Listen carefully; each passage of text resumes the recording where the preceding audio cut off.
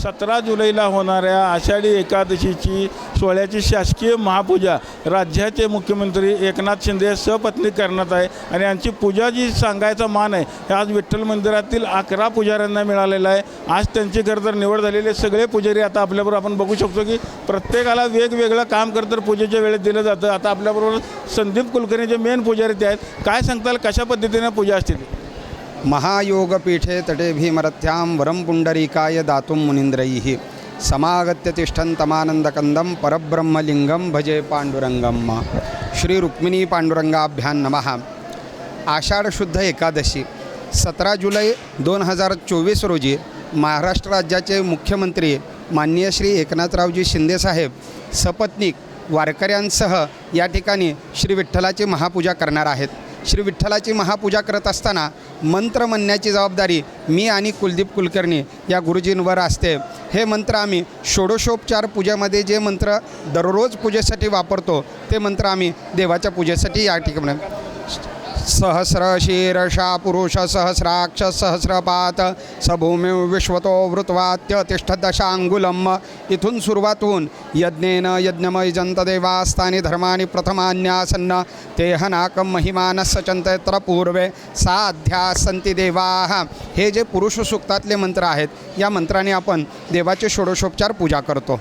Oasis फर्टिलिटीच्या तज्ज्ञांनी IVF उपचार पद्धतीद्वारे 1 लाखांहून अधिक जोडप्यांना मातृत्व प्राप्तीचा आनंद दिला आहे। मोफत अपॉइंटमेंट बुक करण्यासाठी आजच संपर्क साधा। बघितलं तर रुक्मिणीची जी पूजा करण्याचा मान आहे तो हेमा अष्टकर यांना मिळालेला आहे, ते देखील आपल्याबरोबर काय सांगतात रुक्मिणीची पूजा कशा पद्धतीने असते? रुक्मिणी मातेची पूजा षोडशोपचार पूजा नित्यपूजा सकाळी होते। पवमानाचा अभिषेक असतो, त्याच्यामध्ये श्री पुरुष सूक्त श्री सूक्त यासह मंत्रासहित षोडशोपचार पूजा होते।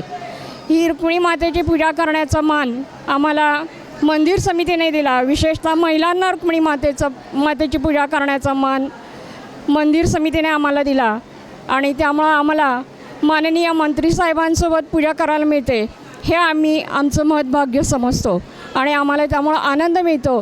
सेवेची संधी दिल्याबद्दल समितीचे आणि सर्वांचे धन्यवाद। अजून काही पुजारी आपल्याबरोबर सुनील गरव गेल्या अनेक वर्ष झाले विठ्ठलाची सेवा करतात, काय सांगताल आज पूजा करण्या CMची पूजा सांगण्याचा मान तुम्हाला मिळतो, कसं वाटतंय? समचरण दृष्टी विटेवरी साजरी आणि कन लगे माहिक पदार्थ तेथे माझी हरी वृत्ती राहो। आषाढी एकादशीला या दिवशी महाराष्ट्राचे मुख्यमंत्री साहेब येतात। साधारणतः चौखांबीमध्ये संकल्प सोडला जातो। संकल्पामध्ये विश्वकल्याणासाठी प्रार्थना केली जाते। तसंच महाराष्ट्रातल्या शेतकऱ्यांसाठी मुख्यमंत्र्यांच्या हातून संकल्प सोडून त्यांच्यासाठी प्रार्थना केली जाते। त्यानंतर प्रत्यक्षात गाभाऱ्यामध्ये देवाच्या अंगावरती उपचार केले जातात। देवाचे स्नान घातलं जातं, दही दूध आणि देवाला अभिषेक घातला जातो आणि त्यावेळेस देवाला पोशाख परिधान करून देवाची आरती होऊन महाराष्ट्रातील तमाम वारकरी भक्तांसाठी दर्शनाची रांग खुली होते।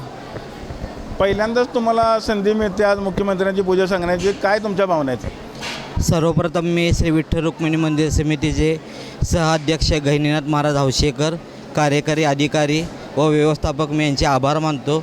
त्यांनी आम्हाला आषाढी एकादशीनिमित्त होणाऱ्या मुख्यमंत्र्याच्या महापूजेनिमित्त आम्हाला सर्व पुजारी सेवकांना संधी दिली, त्याबद्दल मी त्यांचे मनस्वी आभार व्यक्त करतो।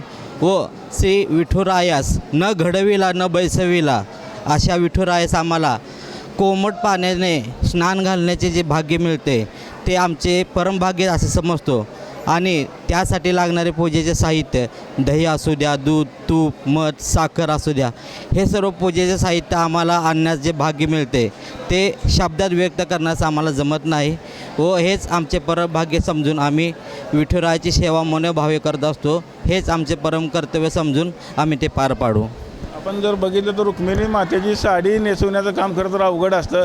ते काम खरं तर दसपुत्रे म्हणून आहेत, ते दरवर्षी अगदी पूजेच्या वेळेत साडी नेसवण्याचं काम करतात। काय सांगताल किती अवघड आहे साडी नेसवण्याचं काम आणि आपल्याला काय वाटतं? सर्वमंगलमांगल्ये शिवे सर्वार्थ साधिके शरण्ये त्र्यंबके गौरी नारायणी नमोस्तुते। भगवती रुक्मिणी मातेची सेवा मिळणे हे मंदिर समितीच्या माध्यमातून आम्हाला मिळाली हे आमचं महत्भाग्य आम्ही समजतो। साडी नेसवण्याचं काम हे रुक्मिणी मातेला 6 वार साडी न नेसवता पूर्वांपार 9 वार साडी नेसवली जाते. 6 वार साडी रुक्मिणी मातेला पुरत नाही. 9 वार साडी नेसवताना जे शक्यतो की जितके अवघड काम आहे ते सहजरित्या पूर्ण करणे हे एक आव्हानात्मक होते. त्या अनुषंगाने श्री रुक्मिणी मातेला साडी नेसवताना ज्या प्रकारे महिला साडी परिधान करतात त्याच प्रकारे यत्किंचितही बदल न करता तशीच साडी रुक्मिणी मातेला परिधान करण्यात येते. आता मुख्यमंत्र्यांची पूजा होती 17 तारखेला, त्यावेळेस देखील तुम्हाला हा मान मिळाला आहे. काय भावना आहेत? 2014 सालापासून मंदिर समितीच्या माध्यमातून आम्हाला हा सेवेची संधी मिळाली. ती जी सेवेची संधी आहे की मंदिर समितीच्या निर्णयानुसार 2014 सालापासून प्रतिवर्षी आषाढी यात्रेला महिला पुजाऱ्यांना मान दिला जातो व कार्तिकी एकादशीला पुरुष पुजाऱ्याला मान दिला जातो. त्या नियमाप्रमाणे या आषाढी एकादशीला माझे सहकारी सौ आष्टेकर काकू ह्या पूजा करणार आहेत. ते पूजा करत असताना त्या वेळेमध्ये लवकरात लवकर उरकून पूजा संपन्न करून व्यवस्थितशीरपणे पूजा संपन्न करून जास्तीत जास्त भाविकांना दर्शन घेण्यासाठी लवकरात लवकर मंदिर समितीने दिलेल्या वेळामध्ये पूजा समाप्त करण्याचं एक आव्हान. समाधान वाटतं? खूप आनंद वाटतो आम्हाला. आत्मिक समाधान मिळतं आम्हाला. आपण बघितलं असेल की या पूजा करण्याची संधी खरं तर 11 पुजाऱ्यांना मिळाल्यानंतर त्यांनी प्रत्येकाने खरं तर समाधान आता व्यक्त केलं आपल्याला पाहायला मिळत आहे. विठ्ठल मंदिरातून कॅमेरामन जगदीश डांगेसह रवी लवेकर, TV9 मराठी.